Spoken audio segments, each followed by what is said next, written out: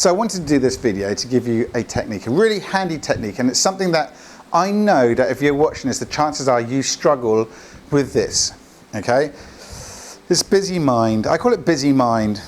Busy mind. It's too hard, I don't know what to do, oh my God, this has got so much on. Oh yeah, I could try to do that, it's too busy, I can't. That, yeah? You might not actually verbalize it or actualize it, but that's what goes on in your head all the time. And what happens is you think you've got so many things to do, you've got so much stuff to do. Oh my God, and you don't do any of it, or you just do them all a little bit and you just never get anything done. At the end of the day, you're like, I didn't do that, I didn't do that, I didn't do that, I didn't do that, I've got this to do, I still didn't do it. Yeah? How many of you, seriously, be honest with yourself, how many of you do that? And then, thank you for your honesty, thank you. And I know that a few of you will be like, yeah, but I am generally busy. How busy are you? How busy are you? I'm generally busy. I am genuinely busy. But how busy am I? Do I still have time to get dressed in the morning? Yeah. Do I still have time to speak to my daughter? Yeah. Do I still have time to eat? Yeah. Go to the bathroom? Yeah. Do I still have time to train? Yeah. Do I still have time to watch a little bit of Netflix? Yeah. How busy are you? And you have to ask yourself this question, because my favorite saying is be productive and not busy. Now, how can you do this? What does that exactly mean? Well, we are fussers. That's what humans do. We're fussers. We like it. We like a little bit of adversity. We like adversity. We like all of this sort of like, you know, we like it. We like the idea of being busy as well. We like the idea, and even if we don't, sometimes we get into the habit of being busy. And this is the point that we're going to work on right now, because it can be the single biggest demotivator, the single biggest reason why you fail to succeed at tasks that you want to succeed at. I'm going to tell you a little story. I like analogies, and I have analogies. All of my clients will know this analogy and know this story very well, okay? And it's called the one room. And this is my principle, the one room principle.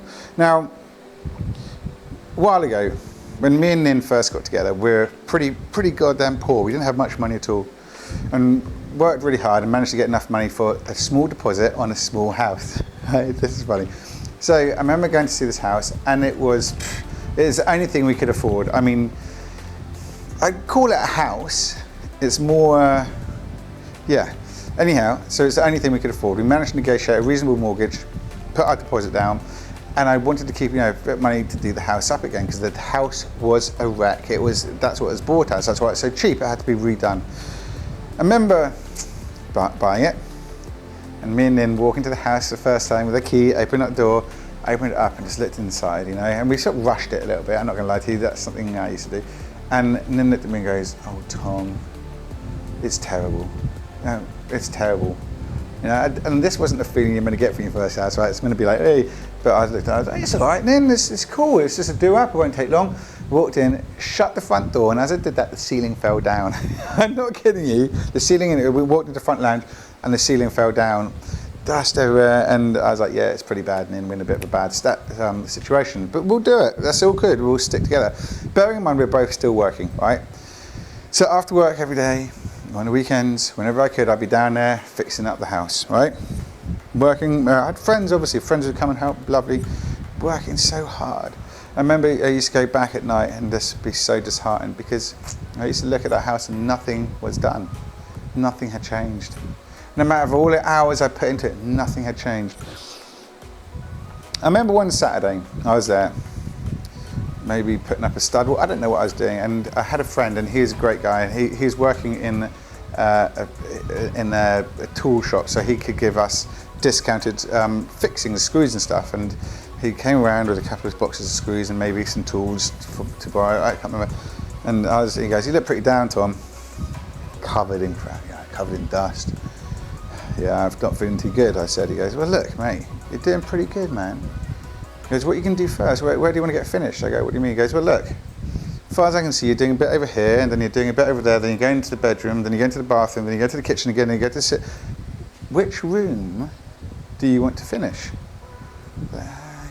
He goes, just do one room, mate. Just do one room, and then when that's done, go to the next room. It's like, I guess the sitting room, because then it'd be done and there'd be somewhere to relax in. He's right, and did it. So over that weekend, I did the sitting room. Got back on the Sunday. The sitting room's done. The next week, every evening, I did the bedroom. Bedroom's done. Bathroom's done. Kitchen's done. Cupboard, still not done. To this day, I don't think it's done. Anyhow, so that is where my one room policy comes from. We can add that to our minds. Yeah, we can add that to our minds. All that busyness, cut through it and write down what you need to do. What needs to be done. What needs to be done? Just cut the rubbish out, sit down, 5 minutes, write down what needs to be done. Then do one at a time. Do the top of the list, because that's the first one that came to your mind. Do that one, scribble it out.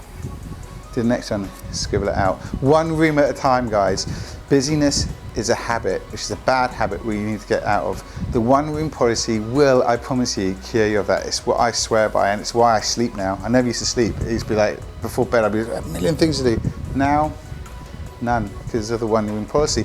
And what's even better is if you don't do them, you've still got a list of what you have to do. So you can release it from your mind because you have that list. So guys, the best saying in the world, be productive, not busy. Use that one room policy. All right guys, cheers, bye-bye. Bye.